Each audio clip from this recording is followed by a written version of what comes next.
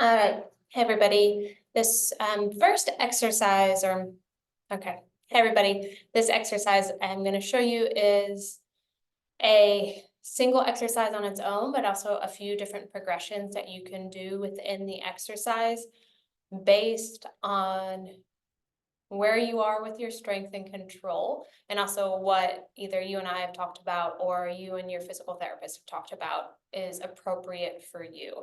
What I really want to make sure you have a good understanding of is the shoulder lock, which is this external rotation of the glenohumeral joint or the shoulder joint here, which you can maintain in a variety of positions, and that engagement of the muscles around the shoulder blades. So what you'll want, potentially, you might not, is a blanket, a yoga mat, and maybe a couple of blocks.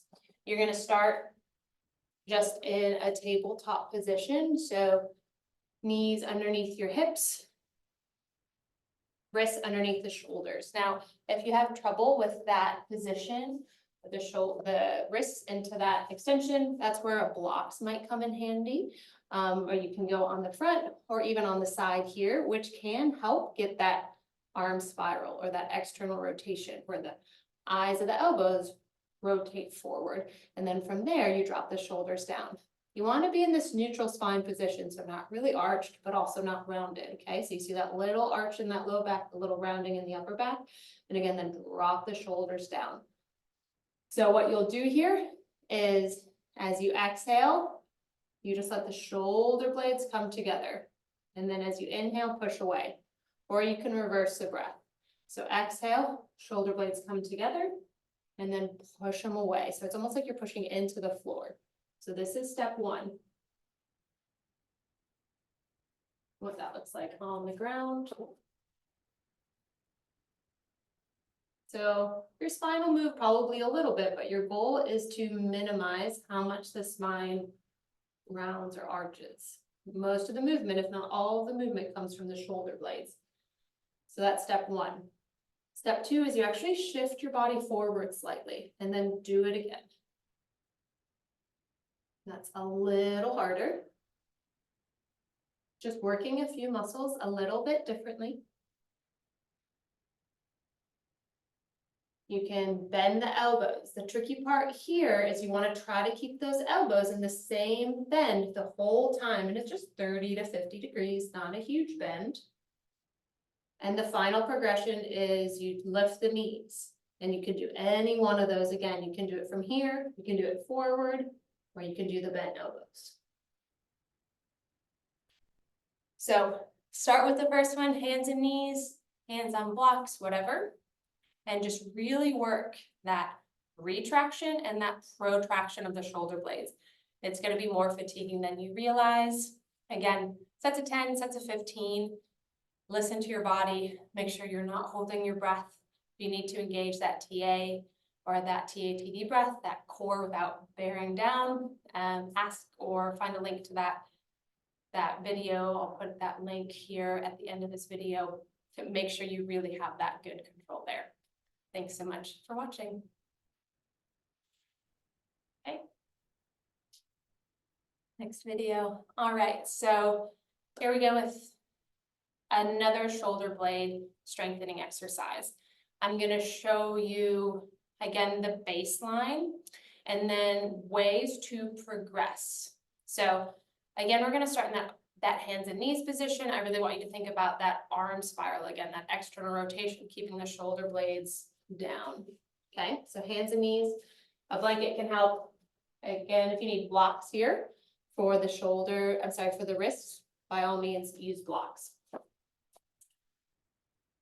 So finding that arm spiral, eyes of the elbows rotate forward, drop the shoulders down. So this one is just a rocking. Hips goes back towards the heels and then everything forward. Now your hip will change your spinal alignment a little bit. You can see here, but I'm not going into a full round or a full arch, right? So you're keeping a relatively neutral spine as you're rocking. 10 or 15, to be honest, this is a really nice way to wake up a lot of the different joints in your body. Now, A couple of ways to progress. You tuck the toes and lift the knees to come into downward dog prep, and you do the same. This builds quite a bit of heat in the morning. Quite a bit of heat in your body. Don't lose that arm spiral. Okay, now that also really works the core and the back. If you feel everything tightening up, you might not be quite ready for that. So what you can do is just a one arm rock. You can do that by putting one hand on a block and just shifting the weight. You can lift one arm up. You can just let it hover. And then just rock, really working that right side or whatever side is down. Okay, and then you can switch. You can see right now, these are things I really need to work on because you can almost see my shoulder blade kind of popping up there, right? And see that right inferior angle coming up? Yep, that's something I really need to do, right? There. See it? Boop, boop, boop. Sticking up.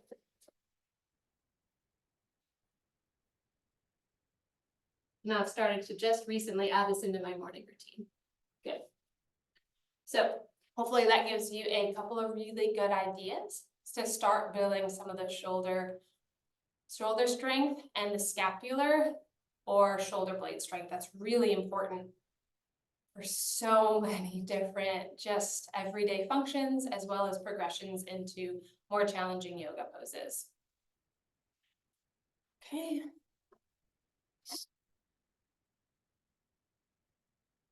So what I'm going to show in this video is a simple moon salutation flow that I do several days a week in the morning as just a way to start to get so many different parts of my body woken up for the day. It's slow, it's intentional, it's not as challenging as a vinyasa. So especially on like the colder mornings, the darker mornings, it can be a really gentle way to wake everything up. So I'm going to show you the foundation and we'll go through it just a couple of times with the flow, and then I will offer just a couple of modifications, alterations to the flow that are going to be nice for you to explore if there's something you want to explore. No pose, position, way of doing this flow is right or wrong or better than or worse than another. It's just a variety of ways that you can do the same thing. So we start in our hands and knees are in tabletop position. And knees are going to be right underneath the hips and shoulders are going to be right above the wrists. Okay, find that arm spiral, the eyes of the elbows forward, shoulders down. Toes can be tucked or untucked, just kind of depending on what works. If you need a towel or a bolster underneath your ankles, just because you don't have a lot of plantar flexion or toe pointing capacity, by all means, use the support underneath. So you'll start with a cat-cow. Exhale as you round. Inhale as you arch. Exhale, neutral spine. Inhale, rocks back. Exhale, forward. Lower down onto your belly. Inhale into Sphinx. Exhale as you lower. And then pushing back through hands or elbows, coming into a child's pose. I'm going to break those movements down just a little bit. So when you come back up, I usually come back on an inhale because an exhale guides me into my cat. Don't lose that arm spiral. Inhale as you arch. Exhale, come back to neutral spine. Inhale, keep your spine as neutral as possible as the hips go back towards the heels. Exhale, coming forward. Now, you have a couple of ways to go down. You can move the hands forward as you come down in kind of a push-up position all the way down. Another way is that you keep your hands right where they are and you actually keep the butt high and lower the chest down. Both of those, you really want to make sure the elbows stay by your side and don't angle out. Okay, so they stay in like they're pointing towards your feet. And one more option there's infinite different ways to do that, is from here, you actually go down elbow to elbow and then let the body come down. If you're holding your breath for any one of those positions, find an easier modification. When you do Sphinx, I do like elbows down, palms up, keep those shoulders down. Exhale as you lower, and then again, if you push back through the elbows rather than the hands, that's what it'll look like. So I'll just show you that 2 more times. Inhale as you rise. Exhale into cat. Inhale into cow. Exhale, neutral spine. Inhale, rocks you back. Exhale, forward, lower down onto the belly. Inhale, Sphinx. Exhale, lower, pushing back, child's pose. You can be there for 3 breaths or so.